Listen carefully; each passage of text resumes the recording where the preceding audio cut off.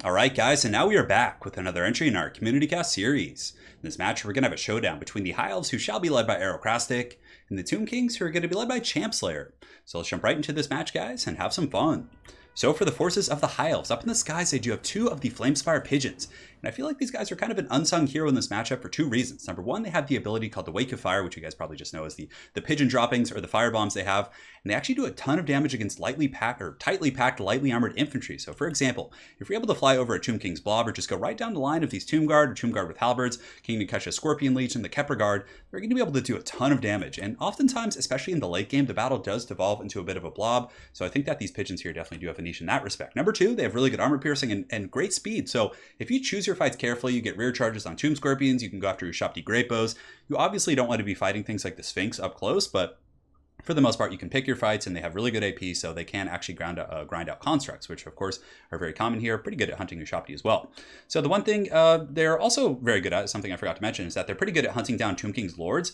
So something that a lot of people actually don't know is that, what's his name, Kotep. So he does have Grandpa Kotep over here for the Tomb Kings. Kotep actually isn't weak to fire damage because I guess he's part of like the mortuary cult or something. He's not like dead like, you know, Arkan. I don't really know the lore, but regardless, he's not weak to fire like Arkan the Black, etc., or a regular Tomb King, or Khalid, I think, is also weak to fire. So the Flamespire Phoenixes, aside from fighting Kotep, would actually be very good against Tomb King's lords because of that fire damage. So it would give them the extra like 22 or 25%. For the rest of the army, it's going to be fairly elite. We do also have the Keepers of the Flame. We have the Pyramid Company, which is pretty good, especially if you're going with double Noble. The Nobles, of course, are going to benefit from that Guardian ability, and it's going to be pretty good and tasty there. He's got a couple spears in the back. I think he does have the Scions of Methlon as well, so 3 regiments of renown. He does have the Keepers of the Flame, the Pyramid Company, and the Scions. 2 spears on the flanks, Alariel for the heals, which is very important if you have this many single entities. He does have 2 Flamespire Phoenixes, 2 Nobles, as well as Alariel, so the healing's going to be super good. And something I don't really use terribly often in this matchup, but I'm really excited to see how they do, is going to be the Tiranoc Chariot. So these guys potentially could do a lot of work against Tomb Guard. So for the forces of the Tomb Kings and the Champslayer, it looks like he has a couple spears on the flanks, whole front line of Tomb Guard, which trade very efficiently with spears. I'm pretty sure they do lose to white lines, but nonetheless pretty cost effective, I would say, in this matchup. Spears on the flanks, 2 groups of carrion as well, which are going to give a little bit of a distraction at the very least, because the Flamespire Phoenixes probably will go after them. If, for example, the High Elves did go with Sisters of Averlorn or standard archers, the carrion would also provide some pretty good tools for hunting those guys down. 2 Shopti Great Bows in the back. One of my favorite tools against High Elves. These things are just so good at tearing apart elite infantry, chariots, dragon princes, dragons, monsters, you name it. Shopti Great Bows are a solid pick as well. It's got the big old angry Sphinx here in the back, 2 Tomb Scorpions, so that's going to be a lot of fun to deal with. The Nobles are definitely going to have their hands full, and he's got Grandpa Kotep, so trying to win the hearts of the people here with the Darude Sandstorm. I think, oh no, he didn't even bring the Sandstorm. Okay, so he's got the Lich Staff, which is the one that does add 15 to the recharge, so he's just trying to nerf the casting of Alariel a little bit. And he does have the Incantation of Protection and the Desiccation, which lowers melee attack and melee defense. I actually think that the free Vortex would probably be worth it here because of the the elite nature of these High Elf infantry, and even against Spearmen, it's not bad. So guys, let's get the show on the road and see how it goes. So it looks like the Chariots are going to be taking a free charge right here on the Spearmen, who looks like they might be bracing at the last second. Yeah, and it looks like he was able to partially brace for that, so they don't take a ton of damage. But for the most part, the Chariots getting some free kills there. It looks like they probably have a couple. Yeah, these ones have 2. They're going to be charging into these unbraced spears, and it looks like these spears did maybe brace at the last second. So some pretty good micro right there. Oh, and the Big Daddy Sphinx is going to be coming in with the Steel Claws, and he might be able to kill a Chariot, but it looks like the Tiranoc Chariots might be able to squeak away before they take lethal damage here from this big old Sphinx. So in the meantime, the rest of the High Elf force is going to be advancing. The Tomb Scorpion is going to be engaged by the Keepers of the Flame, which is a little bit of a tough situation. I mean, they're designed to kill things like a Tomb Scorpion. Granted, Tomb Scorpions are so slippery, that thing could probably just fall back and get away and, not barely take any damage from those guys. But it looks like it is sitting a little bit long and taking some free damage.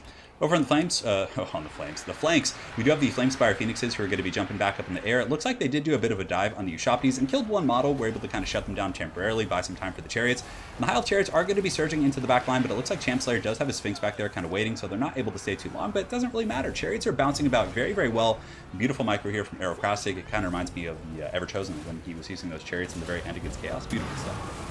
So his Chariots just weaving through the formations, haven't taken too much damage yet, but you can see the Tomb Scorpions and Big Sphinx are going to be piling in. Alariel needs to be very careful in this High Elf formation right here. Some of these elite troops are probably going to start getting grinded down, especially with the Usex's Incantation of Desiccation on them, lowering their stats just overall. Spearmen are going to be fighting Tomb Guard, and the flank's a bit of a wet noodle contest. They'll be grinding it out all day, and it looks like the Star of Averlorn is going to be going down, healing up the Keepers of the Flame, which is pretty cost effective. They're actually able to beat down the Tomb Guard right here, and they've also done some pretty substantial damage against the Tomb Scorpions and some of the big monsters, so good stuff from those guys.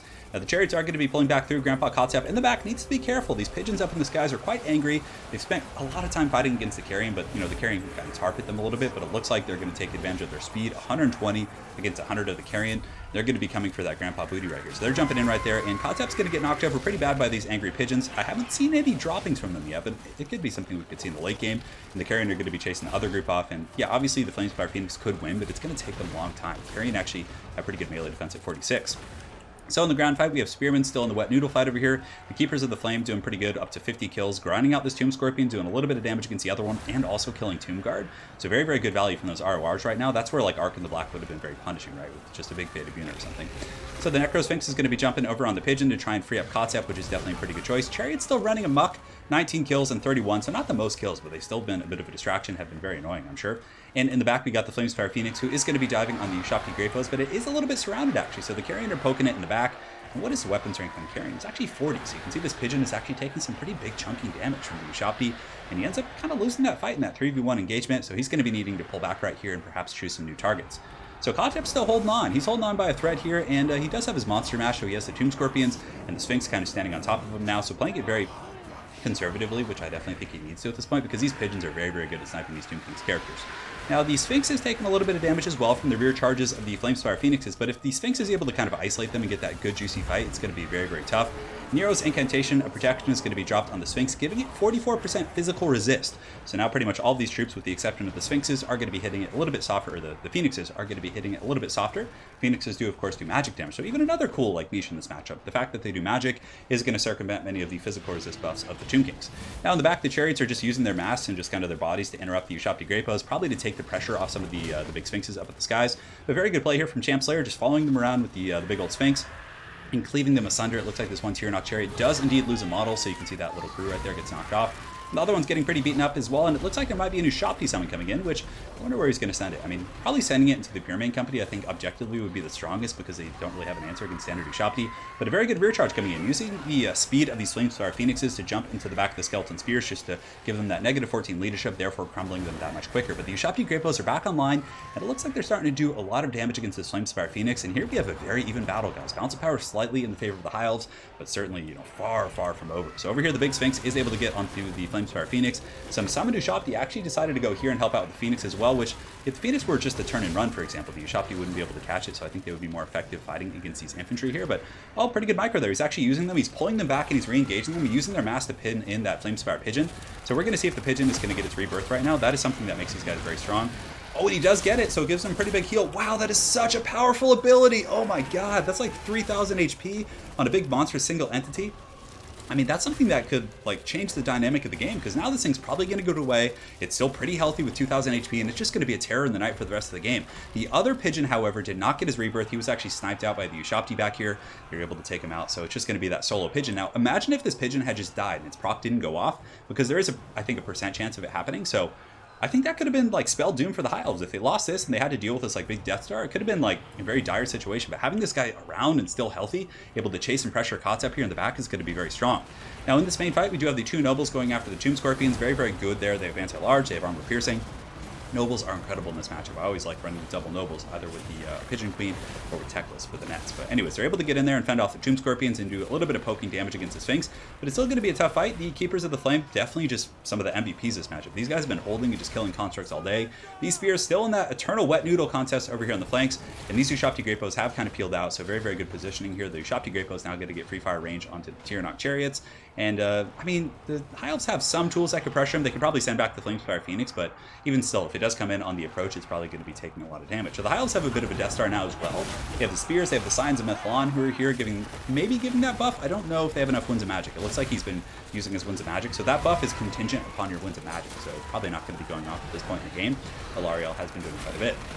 Anyways, Nobles are getting in there. It looks like they're able to polish off one of the Tomb Scorpions.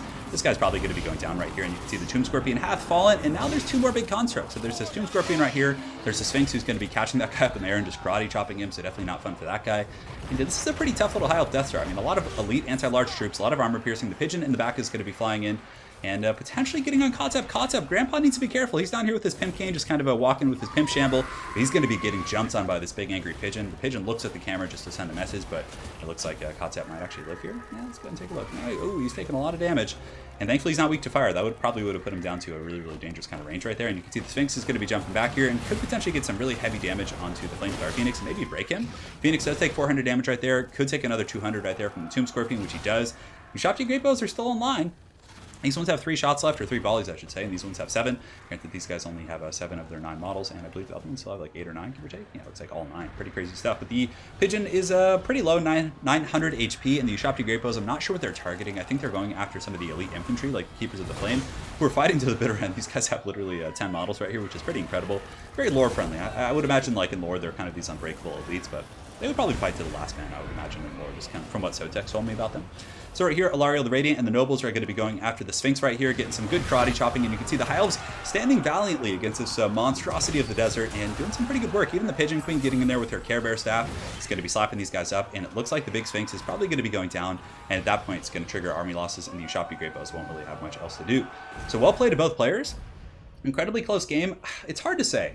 I mean, that rebirth was very, very clutch and I think made a big deal, but at the end, he just kind of kept it back anyways and was very careful with it. So I think he probably would have been fine without the rebirth, but what a powerful ability. I mean, that was just so damn good. Getting that guy back with like 3,000 HP, just coming in, then going after Kotzeb, who, you know, got beaten down by it. So arguably it did kill the Tomb King Lord, the fact that the pigeon lived. But yeah, it was a really well played game. I love the chariot play as well. I'd be interested to ask him about the chariots and like see if he really felt like they were cost effective, but they did get in the back line and were able to cause some disruption into the spears and the Tomb Guard. And normally Tomb Guard are tough to kill, especially for like spears and just kind of like lower end infantry. So the chariots I think were pretty helpful with that. And I love the pick of the double pigeon. I think these guys are great. They have magic damage, they have high armor piercing, they have fire damage against Tomb King's Lords and some of the other fire weak units. And yeah, pretty solid stuff. We didn't see too many bombs from them, I don't think. But yeah, nonetheless, they did a really good job just going after the priority targets. And for the Tomb King's army, I liked it quite a bit. I think that if you got Kotzeb, I mean, I know with the Lich Staff is really good. Adding that cooldown to units can be extremely punishing. But I don't know. Yeah, that's pretty nasty. It really does shut down the heal. So there is an argument for that, but I feel like against High Elves, Lore of Death is just so good. The Spirit Leeches and the Fate Buna against like the elite troops is just really, really powerful. Plus Arkan, of course, with the Skeleton Summons is pretty good. You can even go with Cetra. I mean, Cetra's a good choice here too with the anti-large against the Pigeons and the Nobles and stuff. So it's really hard to say. I don't know. Really, that Lich Staff is pretty nasty. It really like shuts down the Greenskins as well. But anyways, I did like the army quite a bit. I thought the Shopty Great Bows are good. Tomb Scorpions were good. He had anti-large. It was a well-rounded army and definitely no complaints. So well played to both players, to Aerocrastic and the Champ Slayer. Hopefully you guys enjoy this community cast game. And if you guys haven't, make sure to head on over to Aerocrastic's channel. There will be a link in the comment section below. And that's pretty much it for now. So thanks again for watching, guys. Have an excellent night. And I am off to play some 40K. Take care.